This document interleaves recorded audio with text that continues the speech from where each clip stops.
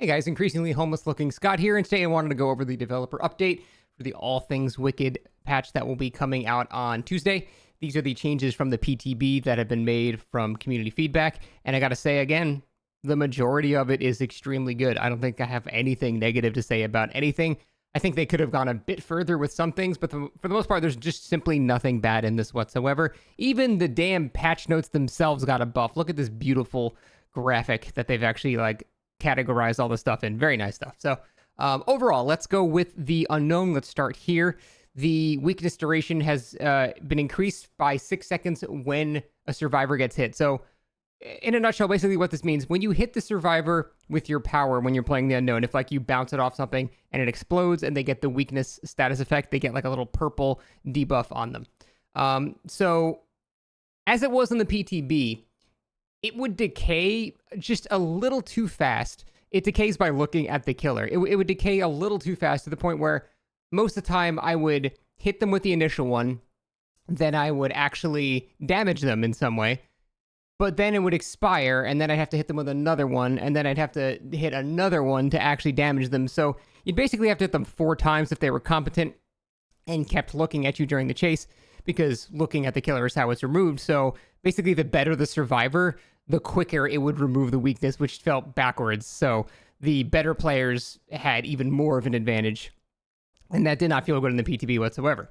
So now they've made a change where the weakness's duration is increased if you damage the survivor with the effect. So now if I do infect the survivor, let's just call it that because it's sort of like how Nemesis has to hit multiple times. If I do make the survivor weak and then I hit them with the power, now the weakness effect will be extended by 6 seconds, meaning I have a much larger window to hit another one and try to attempt to down them. Now the survivor still, if they dodge basically one more hit, and then they have to go through another cycle of hitting them again to infect them and then hitting them again to damage them. But this gives the killer basically an extra shot to try to get a damaging state, which I think is a good change. The way I would have done it is make it so the weakness mechanic is removed with less leniency. Because right now, on the PTB at the very least, you could look at the killer and then turn around again. And for 2 or 3 seconds after looking at the killer, you would still be losing your weakness. So you could just lose weakness through a wall. I wish it worked more like Ghostface, where you pretty much needed constant vision on them. But to be fair, that's also a pretty frustrating mechanic as well, that it's never really worked properly. So I think this change is fine. This makes it so if you're accurate, you're not going to have to hit survivors 4 times a chase in order to damage them. You'll have to hit them once to actually weaken them, and then you'll just be able to get 2 more shots off just to go from injured to dead. So, or if they're already injured, just 1 more time. So I think that's a really good change. So the next thing they did was they increased the hindered duration when you hit somebody directly with the orb. So the actual Unknown's attack is a projectile that ends up in an explosion. Now, if you hit someone directly in the face with the actual projectile, it didn't really do anything, which is weird because it's kind of hard to hit. It's at a weird curve. It only goes in a specific angle. And if someone's right in front of you, even then, it's kind of hard to actually hit that. But there was pretty much no tangible benefit to doing that. And in fact, sometimes it'd be detrimental because you'd hit them with it. It would go past them and explode past them, and then nothing would happen. So I learned it did apparently have a hinder effect on it. It was just so minor that it doesn't matter. So they've now doubled that hinder effect. I feel like they could do a bit more than that. I think because it only lasts 2 or 3 seconds or something like that. It's a very short hinder. I feel like they easily could have made this 10% and made it safe. I get they're trying to play conservative at the start, and then maybe during the later patches they can buff it up a bit more. I do think there should be slightly more of a reward for getting a direct hit, because 3 seconds of 6% hindered, it's really not enough in my opinion. So it's nice that they're on the right track, and if you look at it, in terms of percentages, it's a 100% increase, but when the base value is already so miserably low, it doesn't really have much of an effect. They also changed one of his add-ons to have longer blindness duration. That's cool, whatever. But it's really this change that is going to feel really nice and was one of my biggest complaints about the killer. Having to hit them essentially 4 times with the power felt terrible. So that's going to feel really nice. This, I feel like they could go a bit more with, and this is whatever. So excellent change, a little too conservative, and whatever. That's what we got for the Unknown so far. But overall, pretty good. I think he's probably still a tiny bit underwhelming for the average player, but hopefully more buffs will come in the future, or maybe we just haven't learned some crazy stuff to do. I also really wanted to see the bouncing mechanic have more impact, I guess, because it really, it doesn't bounce very much. And more like it just falls off a wall. It's hard to describe until you actually play the killer, but it even has an add-on that makes it so the bounce is supposed to be more prominent, but even then with that, I didn't really feel like it was doing much of anything. So I wanted to be more of a ricochet kind of killer, but then again, collision in this game is very wonky. Trying to intentionally ricochet stuff can be a nightmare too, so this is probably for the best. Next, for the pig, they kept all of the buffs to ambush and crouch time and uncrouching and the charge time, like, and the duration of the ambush and all that stuff, but they also reverted the nerf to the bear trap. So Pig is just objectively significantly stronger. Pig will actually be somewhat decent now. Again, Pig's not going to be like an A tier killer or anything like that. She's just not going to be a joke anymore, which is, I think, good, because Pig has been a joke for a pretty long time. I don't think this was necessary, reverting this. I liked the direction that they were going, where they were trying to nerf the obnoxious playstyle of making one guy's head blow up and just hounding that guy the entire match until that happens, while also buffing the chase portion of it, so people would be incentivized to do that more and do the annoying strat less. So I don't think this was necessary, but also I don't really care either way. Like, so it's not a huge complaint for me. I just think I liked the original concept of discouraging that type of playstyle. And I said they should even go even a bit further with the buffs to the crouching and ambush and all that stuff. I think crouching should be 4.0 movement speed. It should be survivor movement speed. You could even go a bit crazier with the ambush. I think that's the stuff that should have been brought up more, while the bear traps should just be guaranteed slowdown, but not something that you can cheese an insta-kill with, because insta-kills in DBD never ever feel good in any way. So I'm okay with this change for the most part. I think a lot of Pig mains will be happy, because now Pig, without a doubt, you can make no arguments, is just simply stronger than before, end of sentence. So that is going to be really nice for Pig mains. I think, again, this is not that huge of a deal. For me, this is whatever. I don't really get hit pops anyway, because I don't like play like that. I just use it for guaranteed slowdown, but I still get to keep the chase buffs for Pig. So I'm happy. I think when the new killer comes out, I'm going to play him for a couple days, but I actually want to play Pig the most, which is weird, because I've always liked the idea of ambush. It just felt too underwhelming to use and chase. So now it's going to feel decent, and we don't have a nerf to this anymore. So Pig's in a pretty good spot now, which is a weird sentence to say in Dead by Daylight. Next, for Huntress, thank God they removed this completely unnecessary buff where you could almost run as fast as a survivor while holding a hatchet out. It was completely unnecessary. I don't know why they even proposed this to begin with, but they still kept the other buffs. The wind up is now faster, and the increased hatchets are now just base kit. So still notable buffs to Huntress, but this was ridiculous. And I am very glad that they went back on that. So thank you for listening to feedback there. Again, I don't know how that even went out the door, but I'm glad it will not be hitting live, because it made even decent Huntresses incredibly oppressive at loops. Even if they're ready to hatch it, it used to be, well, that was the mind game. It's a 50-50 at the pallet. If they're ready to hatch it, you get another loop. But with that change, there is no 50-50. They just walk through the loop and hit you anyway. And it just felt terrible. So I think this is good. Huntress is still notably stronger, but not stupid anymore. Next, the Clown's Redhead Pinky Finger add-on, since they added more bottles, has been nerfed to only include one maximum charge of his power.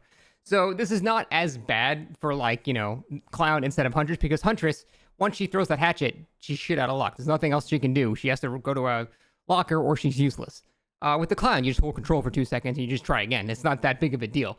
But this will actually give survivors a chance to run away if you fuck up and miss, which I think is totally fine, by the way. I think if you want to play the killer like that and just get a one-shot, I think it's completely okay to make it so if the survivor does actually dodge it, they don't have to deal with you just doing it again and then again. It was just stupid. So I am completely fine with this. I don't want to see that add-on buffed really in any way. I think it's a pretty low skill thing. You don't even have to learn how to play Clown. You're not even playing Clown at that point. You're just playing like weird version of Huntress. I don't know, that can reload mid chase. So I don't like Pinky Finger, but I think the other buffs to Clown are good. They should be included for sure, because Clown does need a buff.